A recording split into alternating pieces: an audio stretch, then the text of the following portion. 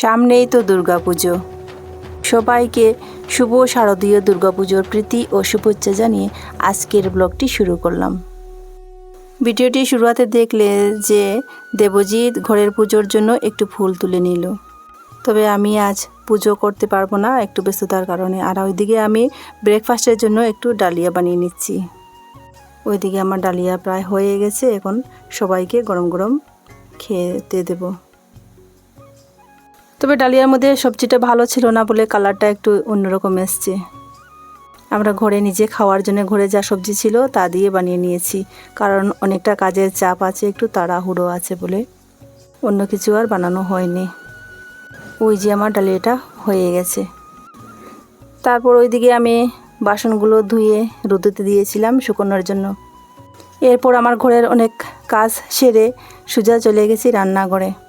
তো আজ রান্নাতে আছে ওই মাছটির নাম হচ্ছে দারকিনা মাছ। কিছুটা মুরুলো মাছের মতো দেখতে, কিন্তু মুরুলো মাছ থেকে অনেকটা ছোট, খেতেও কিন্তু খুব ভালো। এটার মধ্যে আমি পেঁয়াজ কুচি, লঙ্কা আর শস্য বাটা দিয়ে নুন হলুদ দিয়ে আস্তে আস্তে মাছটাকে মেখে নেব। এই মাছ যদিও আমরা গ্রামে থাকি তবুও কিন্তু সবসময় এই মাছগুলো পাওয়া যায় না, খেতে খুবই স্বাদ। যত তাড়াতাড়ি সম্ভব এই মাছটাকে রান্না করতে হয়, নইলে কিন্তু নষ্ট হয়ে যায়। আর যদি ফ্রিজ থাকে তাহলে ফ্রিজে রেখে দিলে তো ভালোই হয়। তবে ওই মাছটা দিয়ে আমি আজ পাতুরি বানাবো। আমার বড়মশাই এনে বলে দিয়েছে যে হলুদ পাতা দিয়ে পাতুরি বানাতে। এরপর কিছু মাছ দিয়ে আমি ওই যে বড়া বানিয়ে নিচ্ছি। ওই মাছটা দিয়ে কিন্তু বড়া খেতে খুবই ভালো লাগে। এইভাবে আস্তে আস্তে আমি সবগুলো ভালো করে বিছিয়ে দিচ্ছি ওই পাতার ওপর। তবে পাতুরি কলা পাতা দিয়ে খেতেও ভালো লাগে, কিন্তু ওই হলুদ পাতা দিলে হলুদের একটা সেন্ট উঠে। ওই সেন্টটা কিন্তু আমার বড়মশাই খুবই পছন্দ করে।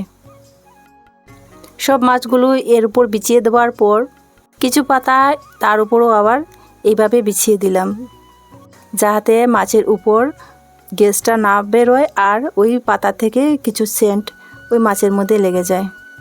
অনেকগুলো পাতা ছোট ছোট করে দিয়ে তারপর একটা থালা দিয়ে ভালো করে ঢেকে দিলাম, যাতে এর থেকে গ্যাস না বেরোয়।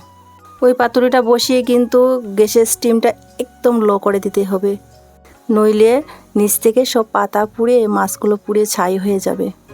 সেগুলো বানাতে কিন্তু অনেকটা টাইম লাগে। এই যে আমি একটু পর পরে দেখছি।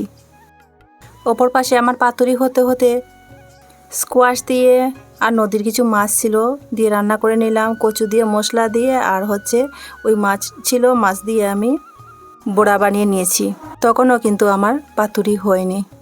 আর আমি ইচ্ছে করলে গ্যাসের স্টিমটা বাড়িয়ে দিতাম, কিন্তু কি বলতো ওই পুড়ে যাবে। আর সেগুলো যদি পুড়ে যায় তাহলে খেতে ভালো লাগবে না, স্মেলটা অন্যরকম আসবে। তো রান্না বান্না শেষ একদম বিকেলবেলা।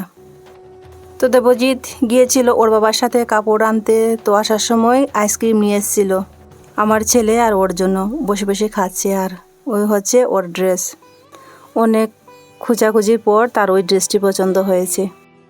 আমাদের বিশেষ কিছু অসুবিধার কারণ এবার পুজোর কাপড় নেওয়া হয়নি, শুধু ওকে দেওয়া হয়েছে, কারণ ও হচ্ছে আমাদের পরিবারের সবার ছোট। তাই ওকে ওর পছন্দের মতো একটা ড্রেস দেওয়া হয়েছে। ওর ড্রেসটা কেমন হয়েছে বন্ধুরা একটু কমেন্টে জানিও। অন্যান্য বছর ওকে 3-4টা করে ড্রেস দেওয়া হতো, কিন্তু এই বছর শুধু একটা ড্রেস দেওয়া হয়েছে। তবে এইবার পুজোর কাপড় না নেওয়ার কারণ অবশ্যই পরে বলবো। ওর ড্রেস দেখানোর পর আমি অনলাইন থেকে কি কি নিয়েছি সেটা তোমাদের সাথে শেয়ার করি। এটা হচ্ছে দেবজিতের চপ্পল, একটার সাথে একটা ফ্রি। ওর ঘরের চপ্পলটা পুরনো হয়ে গেছে, তাই ওর জন্য চপ্পল অর্ডার করেছি। এর সাথে আমারও এসেছে। এটা ছিল আমার ব্রাশ আর হচ্ছে স্পঞ্জ, যেটা মেকআপ করার সময় অতি জরুরি। তবে আমার যেটা আগের স্পঞ্জ ছিল সেটা নষ্ট হয়ে গেছে বারবার ইউজ করার পর। তো এইবার আমি নতুন করে অর্ডার করে নিয়েছি।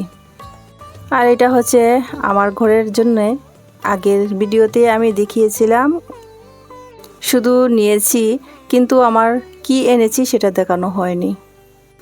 এটা ছিল আমার বেডশিট। তবে এর সাথে আমি দুটো অর্ডার করেছি, খুলে দেখলাম যে এটার ভেতর শুধু একটাই।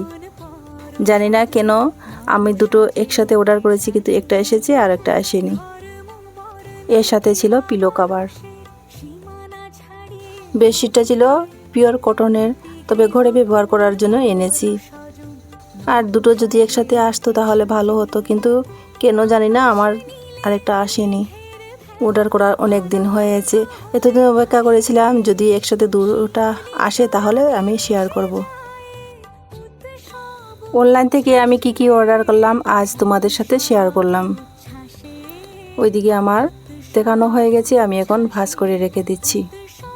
এরপর ছিল আমার প্রয়োজনীয় কিছু জিনিস, তো এগুলো আমি এক এক করে তোমাদেরকে দেখিয়ে দিই, যেটা আমার জন্য খুবই জরুরি।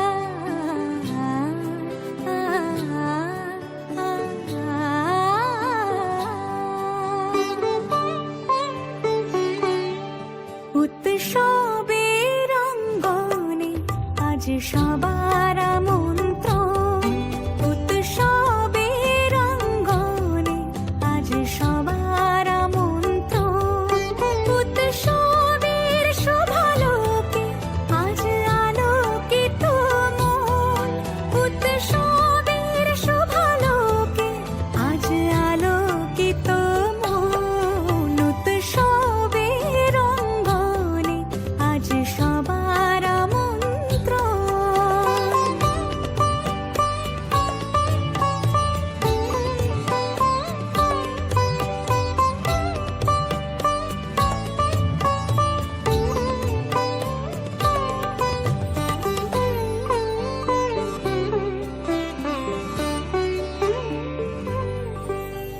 ধর্ম বর্ণ কিবা বয়সের সীমানা ছাড়িয়ে আজি প্রতি গৃহ কোন পর স্বজন নব সাজে উঠে সাজিয়ে। ধর্ম বর্ণ কিবা বয়সের সীমানা ছাড়িয়ে আজি প্রতি গৃহ কোন পর স্বজন নব সাজে উঠে সাজিয়ে। আকাশ নীলে মেঘের ভেলা আনন্দ হয়ে ভাসে, শিউলি সুরভি মিশে যায় উৎসব উচ্ছ্বাসে। তো বন্ধুরা আজ এই পর্যন্ত, দেখা হচ্ছে পরবর্তী ভিডিওতে। সবাই সুস্থ থেকো, ভালো থেকো, সাবধানে থেকো, আর পুজোতে খুব বেশি আনন্দ করো। টাটা।